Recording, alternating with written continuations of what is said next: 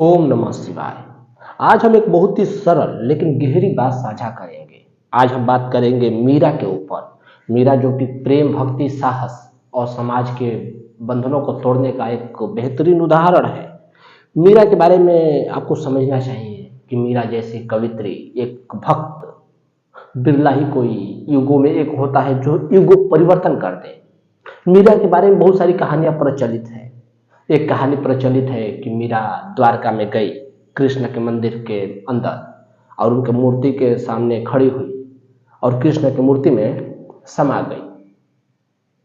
ये कहानियां कितनी सच है, कितनी झूठ, इससे कोई फर्क नहीं पड़ता। बात इससे फर्क पड़ता है कि मीरा पूरा जीवन अपने भीतर कृष्ण को समाये घूमती रही। कृष्ण अपने भीतर उसे एक क्षण भी नहीं समा सकते, तो फिर वो कैसे परमात्मा है? और मीरा जैसी भक्त अगर कृष्ण के भीतर नहीं समाएगी तो फिर कौन समाएगा? मीरा बचपन से ही उन्हें अपना पति मान ली। एक बार की कहानी है, वो अपने गली से देखी कि बारात निकल रहा। स्वाभाविक, सबके घर से बारात निकलती है गली होके। तो अपने माँ से पूछी, बच्ची थी 5 साल 6 साल की बच्ची, पूछी माँ से कि ये क्या है? तो ये दुल्हा है। उसकी माँ ने बताया मीरा की कि ये दुल्हा है और वो लड़की जो बैठी है साथ में वो दुल्हन है। तो पूछी कि दुल्हा दुल्हन क्या होता है? तो उसका पति है। माँ ने समझाया विस्तार से। तो मीरा पूछी, स्वाभाविक बच्ची के भीतर एक जिज्ञासा होती है, छोटे बच्चों के भीतर। पूछी कि फिर मेरा पति कौन है? तब माँ क्या बोले? अब छोटी बच्ची को बहुत सारे क्रियाकांड भी नहीं बता सकते, समझाए भी तो कैसे समझाए पति क्या होता है, कैसा होता है? तो बोल दी कि कृष्ण भगवान तुम्हारे पति हैं। पास में मंदिर उंदिर थी, वो नजर पड़ा, हाँ वो देखो मंदिर है ना जिसका, वही तुम्हारे पति है। मंदिर किसकी है? कृष्ण भगवान की। और बस छोटे बच्चे के दिल में बस गया कि कृष्ण ही हमारे पति हैं, और वो पूरा जीवन बस मान ही ले उस दिन वास्तविक में कि ये मेरा पति है। कृष्ण भगवान को पति मान बैठी। मीरा बहुत सारी भजन की। उनके जो भजन है उनमें जो प्रमुख वचन आते हैं, उनमें जो सबसे क्रांतिकारी वचन मुझे लगा वो एक वचन लगा। वैसे तो सब बहुत सारे उनके वचन है जो काफी रुचिकर है, लेकिन जो सबसे क्रांतिकारी है वो एक है, वो जो उनके संपूर्ण जीवन का सार उसमें निकल जाता है। वो क्या कहती है मीरा? मीरा कहती है कि जो मैं ऐसा जानती, प्रीत किए दुख होए, नगर ढिढोरा पीटती, प्रीत न करियो कोई। अब जरा इसे ठीक से समझ ले मीरा क्या कहती है। मीरा जैसी प्यारी भक्त को मारने के लिए विष भेजा गया खीर में डाल के कि मीरा को खीर पिला दो जहर वाला और मीरा निपट जाए। उससे भी बात नहीं बनी। अब कृष्ण भगवान की महिमा, विष भी अमृत बन गया। खुशी खुशी मीरा पी गई, अब कुछ नहीं हुआ। फिर राणा से नहीं रहा गया, फिर सांपों की टोकरी भेजा कि टोकरी खोले मीरा और बस सांप डस ले और मीरा निपट जाए। लेकिन उससे भी बात नहीं बनी। जब सांप का टोकरी खुला तो उसमें तो गुलाब के फूल निकल गए। भगवान की महिमा, भक्ति, उससे भी बात नहीं बना तो कांच का बिस्तर भेजा गया मीरा को मारने के लिए कि कांच के बिस्तर पे इसको सुला दो, ये निपट जाए। लेकिन भगवान की महिमा, कांच का बिस्तर भी बिल्कुल नरम हो गया, गुलाब के पंखुड़ियों की तरह। भक्ति में ये साहस है, ये ताकत है कि कुछ भी हो सकता है। भक्त के साथ अगर चमत्कार नहीं होगा तो किसके साथ चमत्कार होगा? बहुत सारे लोग मीरा पे उंगली उठाते हैं क्योंकि मीरा कहती है कि मैं कृष्ण के जमाने में भी थी। जब कृष्ण भगवान धरती पे थे तो उस समय भी मीरा थी। उस समय उनका नाम ललिता था। तो बहुत सारे लोग उंगली उठाते हैं कि नहीं, ऐसा नहीं हो सकता। उसे कैसे पता कि मैं उस समय थी? मीरा झूठ बोल रही। तो मैं सीधे से बात कह देना चाहता हूं, तो फिर एक बालक का पैर छूने के लिए कोई नदी भी उफान नहीं कर सकती, बालक कैसा भी हो। कृष्ण भगवान के जीवन में कहानी है कि कृष्ण भगवान को जब लेके जा रहे थे वासुदेव जी सर पे टोकरी में, तो यमुना जी बिल्कुल उफान पे आ गए उनके पैर को छूने के लिए। कोई नदी ऐसा नहीं करती। नहीं तो चलिए मैं दिखाता हूं आपको, लेके चलिए बच्चे को, ऐसा हो जाए तो। ऐसा नहीं हो सकता। बुद्ध भगवान के जीवन में भी कहानी है कि बुद्ध भगवान खड़े खड़े पैदा हुए और पैदा होते ही 7 कदम चले। ऐसा कभी संभव है? कभी नहीं। कोई बच्चा पैदा होते चलेगा नहीं। अगर आप मीरा को कहानी पर उंगली उठाते हैं तो सारी कहानी आपकी खंडित की जा सकती है।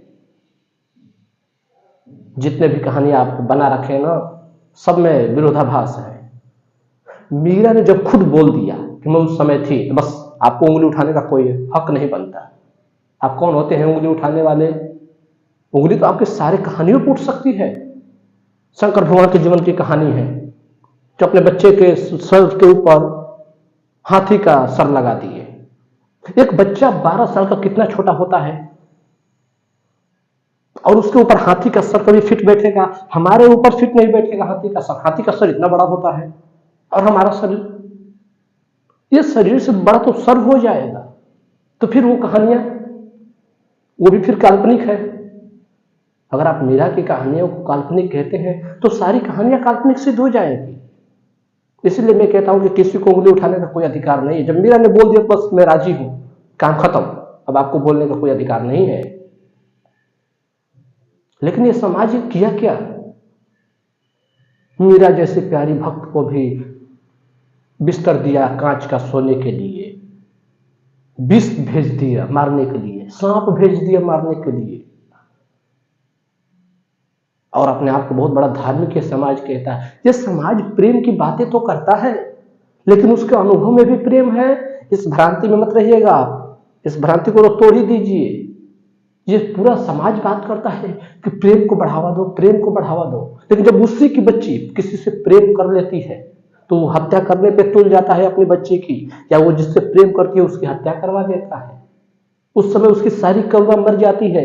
इसलिए मैं कहता हूं करुणा और प्रेम तो शास्त्रों में लिखी है, अनुभव में किसी के कहां है। अगर दो लोग आपस में प्रेम कर ले और शादी के लिए राजी हो जाए तो समाज तुरंत बहिष्कृत कर देता है कि नहीं शादी नहीं होगी, जात में ही शादी होगी। और ऊपर से कहता है कि जोड़ियां ऊपर वाला बनाता है। तो ऊपर वाले की बनाई गई जोड़ियां जातिगत ही क्यों होती है? क्या ऊपर वाला जातिवादी है? शर्म भी नहीं है। अरे वो दोनों मिल गए, उन दोनों के भीतर प्रेम फूट पड़ा, वो वास्तव में उन्हें परमात्मा ने मिलाया, तो उन्हें तो तुम अलग कर दिए, विच्छेद कर दिए, और कहते हो कि परमात्मा जोड़ियां बनाता है। ये तुम्हारा बनाया परमात्मा ऐसा ही कर सकता है कि जातिवादी रिश्ते बनाए, लेकिन जो सार्वभौमिक परमात्मा है, जो सबके लिए परमात्मा एक है, सबका मालिक एक, जिसे साईं बाबा कहते हैं, वो ऐसा नहीं हो सकता। और ये समाज प्रेम की, करुणा की, न्याय की बातें सिखा रहा। सबके जुबान पे प्रेम से जीना चाहिए। अगर तुम्हारे भीतर इतना ही प्रेम है तो फिर दूसरे से झगड़ा कैसा? मुस्लिमों से झगड़ा कैसा? ईसाइयों से झगड़ा कैसा? बौद्धों को तो उखाड़ फेंके, सारे ब्राह्मण क्या किए, बौद्धों को तो क्या क्या किए, बाप रे, कहना मुश्किल। बुद्ध भगवान को मारने के लिए क्या क्या तरकीबें लगाई गई, पत्थर फेंका गया, उनके बौद्ध भिक्षु जो थे उन्हें तो कड़ाहों में जलाया गया, भागो यहां से जल्दी। वो क्या कर रहे थे? बुद्ध भगवान तुमसे क्या मांग लिए थे? वो तो खुद अपना महल तक त्याग के वनवासी हो गए थे, जंगल में निकल गए थे। वो क्या मांग रहे थे? वो अहिंसा ही तो कह रहे थे कि हिंसा मत करो, प्रेम करो, शांति फैलाओ समाज में। लेकिन इसकी बात भी सहन ना हुई, और कह रहे हैं कि हम बहुत बड़े धार्मिक इंसान हैं। तुम्हारी धार्मिक हो तुम, तुम्हारी धर्म दो कौड़ी का है। धर्म हिंदू बना रखे हो, मुस्लिम बना, धर्म हिंदू या मुस्लिम होता है, धर्म एक होता है सनातन। फिर वो सनातन नहीं जिसे आप हिंदू कह रखे हैं, कि सनातन और हिंदू दोनों पर्यायवाची शब्द हो चुके हैं। लेकिन वो हिंदू और सनातन मैं नहीं कह रहा हूं। सनातन का अर्थ होता है जो सदा से था, सदा से है और सदा से रहेगा, वो धर्म है। जैसे कि गुड़ के भीतर जो मिठास है वो सदा से थी, गुड़ से मिठास को आप अलग कर सकते हैं? नहीं। गन्ने से मिठास को अलग कर सकते हैं? नहीं। वो उसमें सदा से थी, गुड़ का अस्तित्व है तो उसमें मिठास है। गुड़ कहां कहीं पे भी आ जाए, बस उसमें मिठास रहेगा ही रहेगा, उसको अलग नहीं कर सकते। उसी प्रकार हमारे भीतर प्रेम, करुणा, शांति, दया, ये अपरिहार्य गुण है हमारा, ये धर्म है। प्रेम में जीना धर्म है। इसी को हम कहते हैं सनातन धर्म, क्योंकि धर्म सनातन है। कोई कहीं पे भी हो, प्रेम, शांति, करुणा, दया का पालन कर रहा तो वो सनातन धर्म का ही पालन कर रहा। लेकिन हम जिस सनातन को मान बैठे वो हिंदू से जुड़ रखे हैं, धर्म हिंदू या मुस्लिम नहीं होता, जैन या बौद्ध नहीं होता, सिख या ईसाई नहीं होता। धर्म हमारा स्वभाव है, अपने स्वभाव में स्थित रहना ही धर्म है। लेकिन ये समाज प्रेम धर्म की बातें ही करता है, सिर्फ अनुभव में तो बिल्कुल नहीं है। इसी के बारे में कबीर जी बहुत ही सुंदर दोहा कहे हैं मीरा की भक्ति को देख के। वो कहते हैं कि कामी क्रोधी लालची इनसे भक्ति ना होए, भक्ति करे कोई सुरमा जाति वर्ण कुल खोए। ये जो मंदिर में बैठ के भक्ति करोगे आपको लगता है कि वो भक्त भी है, जाकर देखिए कुत्ते बिल्ली की तरह लड़ रहे हैं आपस में ही पुजारी कि ये चढ़ावा मेरे घर आएगा, वो चढ़ावा तेरे घर जाएगा, बंटवारा कर रहे हैं। और आपको लग रहा है वो भक्ति कर रहे हैं, नहीं, वो तो हिसाब लगा रहे हैं, गणित मिला रहे हैं कि कल तू पूजा किया, आज मैं किया, आज का चढ़ावा मैं ले जाऊंगा, कल का तू ले जाना। और भक्ति कर रहा, वो तो ब्राह्मण फैला रहा कि तुम पंडित हो, तुम शूद्र हो, तुम वैश्य हो, तुम क्षत्रिय हो, वो तो जाति बांट रखा है। जो भक्त होगा वो ये सब भी ध्यान में रखेगा, वो इस सब से ऊपर उठ जाएगा। कबीर जी सबसे जाति वर्ण से ऊपर उठ गए, मीरा सब त्याग ही दी कि क्या है जाति, क्या है शर्म, कुछ फर्क ही नहीं।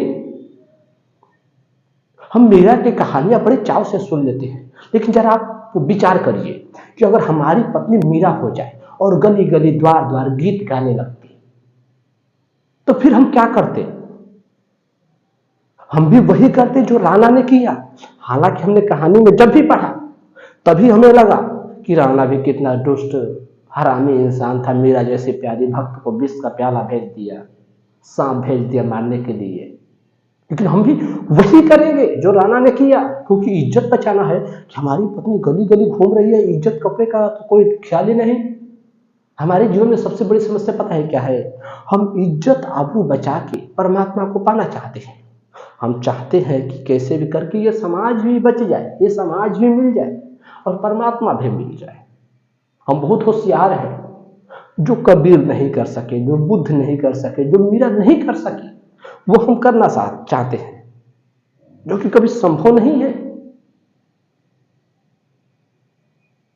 मंदिर जाने वाला व्यक्ति आपको धार्मिक लगता है, वो लगता है कि पूजा करने जा रहा, नहीं, वो भीड़ को दिखाने जा रहा। आपने कभी ख्याल नहीं किया होगा, जब मंदिर में भीड़ हो तो झुकने वाले को थोड़ा देखिए, वो और गर्व से झुकता है और रस में झुकता है, एक अलग ही अहंकार में झुकता है, क्योंकि इतनी भीड़ देख रही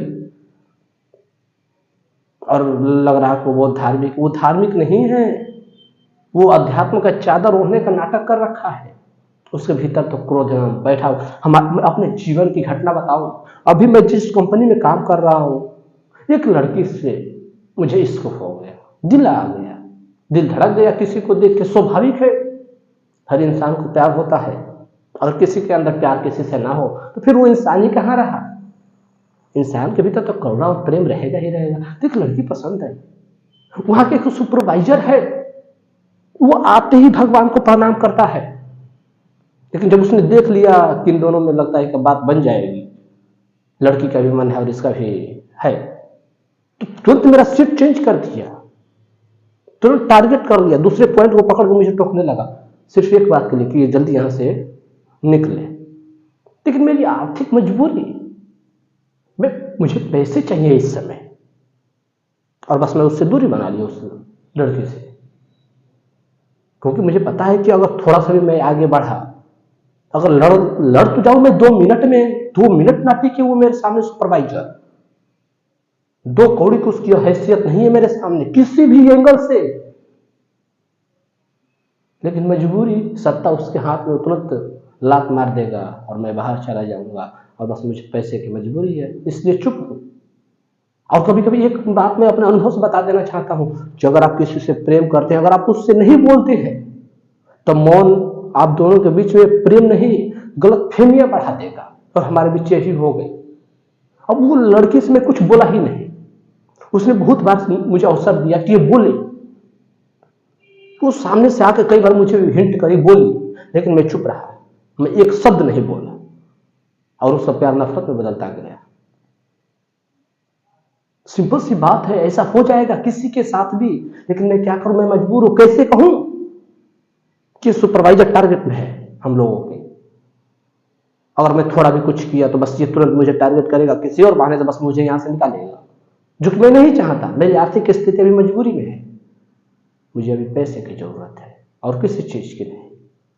और बस अपने प्रेम को दमन कर गया, छिपा गया उसी में। और वो लड़की अब बस मेरे पे जो प्यार था वो नफरत में बदल गया। वो ऊर्जा किसी न किसी रूप में बाहर निकलेगी, भीतर जो ऊर्जा दब गई, प्रेम में नहीं फूटा तो नफरत में फूटेगा। और बस वो क्या है कि वो जो हर बात पहले प्रेम में थी, अब वो घृणा में, गुस्से में बोल रहे हैं।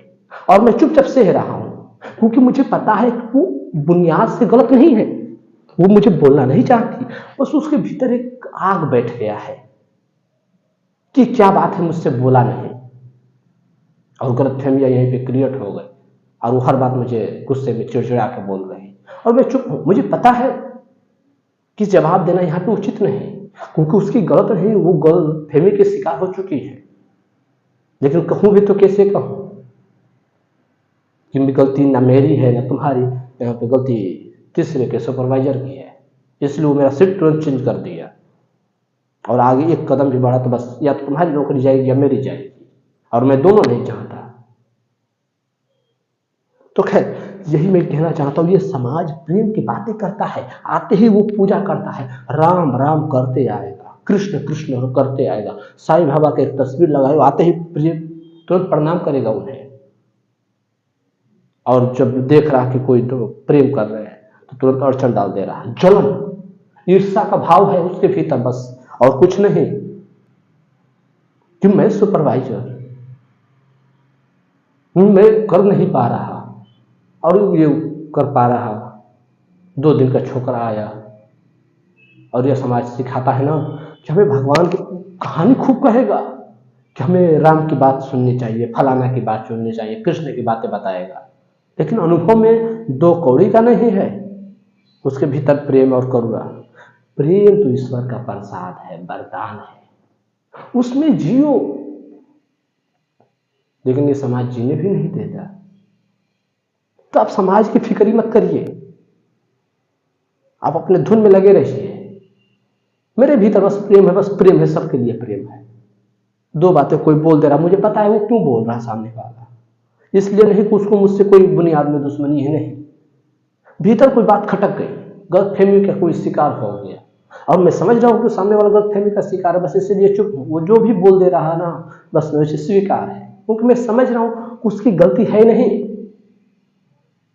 उसे ऐसा फील हो गया है, मेरे मौन ने उसको फील करा दिया है, और मेरे मौन के पीछे मजबूरी है सुपरवाइजर। क्योंकि अगर एक कदम भी मैं आगे बढ़ा तो ये ऐसी बात है कि ये छिपने वाली नहीं है, वो बढ़ जाएगी, आग की तरफ फैल जाएगी पूरे कंपनी में। तो आज नहीं तो कल उसे पता चल ही जाएगा, तो बस एक काम करेगा, या तो मुझे वहां से निकाल देगा, वो उसे निकाल देगा।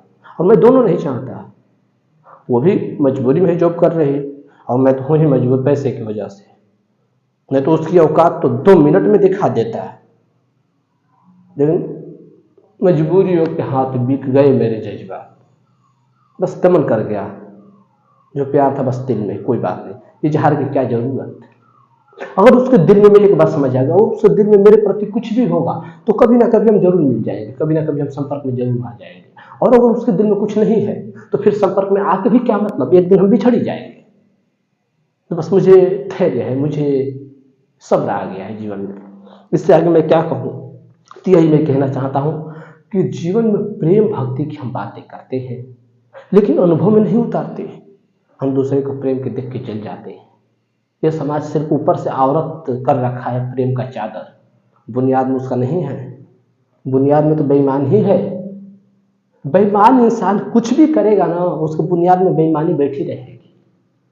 मैंने एक कहानी सुना था, एक बार एक धनपति अपने आस पड़ोस के लोगों को लेके नाव में नौका विहार करने निकला था, लेकिन बीच मझधार में घटना ऐसी घटी कि नाव अब डूबी कब डूबी ऐसी हालत हो गई। तो धनपति ने अब देखा कि अब तो जान जाने वाली है, सब मर जाएंगे, हम भी मर जाएंगे।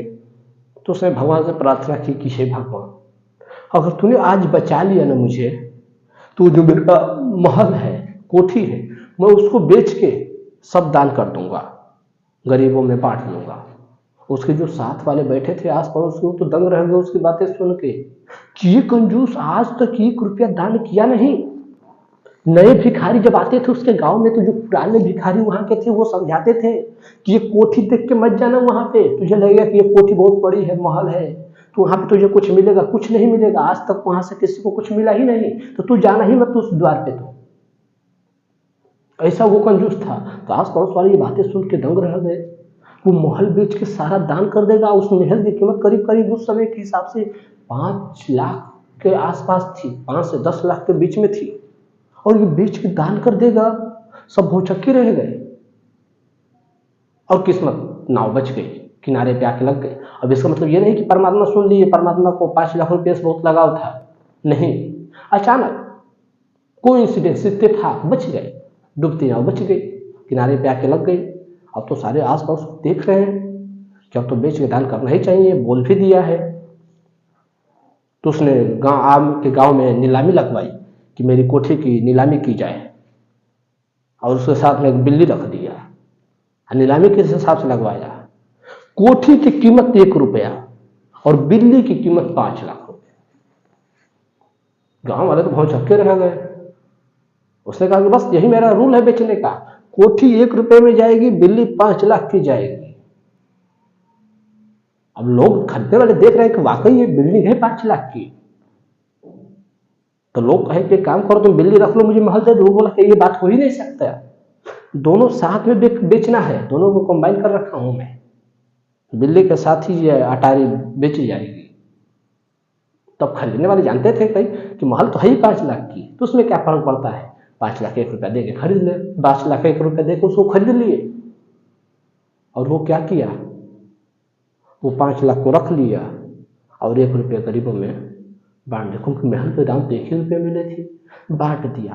तो बेईमान इंसान कुछ भी करेगा, उसके बुनियाद में बेईमानी बैठी रहेगी। यही मैं आपसे कहना चाहता हूँ। ये समाज प्रेम भक्ति का ऊपर से चादर ओढ़ दिया है, लेकिन बुनियाद में उसके झांक के देखिए, उसके दिल में झांक के देखिए कितना मैला बैठा हुआ है। इसी के बारे में तो कबीर जी कहते हैं कि मलमल धोए शरीर को, धोए न मन का मैल, नहाए गंगा गोमती, रहे बैल के बैल।